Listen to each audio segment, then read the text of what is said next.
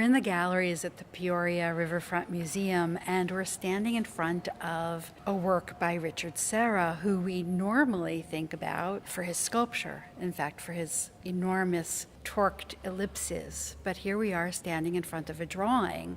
We know from interviews with Serra that drawing was important for him through his entire career. It was one of the ways that he worked out his ideas. Serra has achieved so much in his career, and yet even in the realm of drawing, has essentially redefined what drawing is, how it can affect the viewer, and how it can actually physically be constructed. We know of his very early pieces, flinging lead into the corners of gallery walls, that drawing for him was an act. It was a physical, timely act. And I think what I respond to most is that I am seeing the result of an action here. That's so interesting because it's very hard for me to reconstruct the action or series of actions that created what we're seeing in front of us. It almost feels like molten earth. This is compressed oil stick paint, which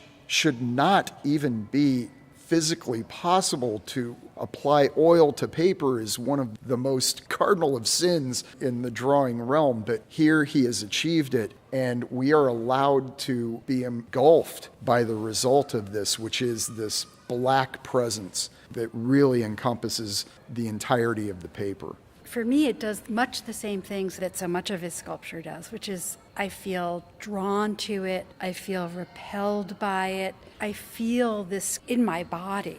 Not only is there physical density and psychological density to this, which could also be seen as a whole as much as it could be seen a surface or an object. And there is something kind of cosmic about it, the round shape that suggests a three-dimensional sphere, the idea of a planet, of an explosion even, as we look at the edges where we see that paper coming through. It almost appears to be geographic in the way that he has allowed this paint to be built up. There are almost peaks and valleys to the surface. So we could be above something while we are somehow looking directly at it as well. Which explains my feeling of disorientation. And that might bring us to the title, which is 𝗏𝗏, a reference to Antonin Artaud, an early 20th century French writer who most famously wrote about an idea that he called the theater of cruelty.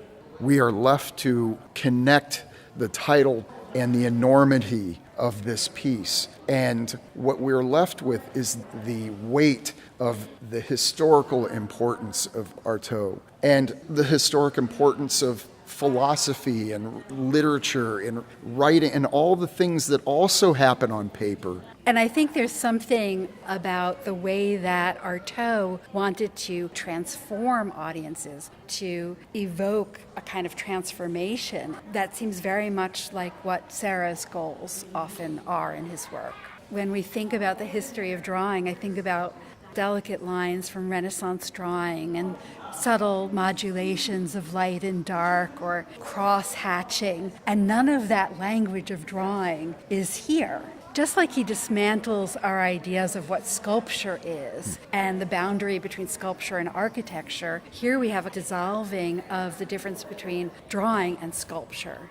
He is continually elusive between his materiality and the end result, which really is our reaction, our physical and bodily space and reaction to his activity. It's surprisingly powerful.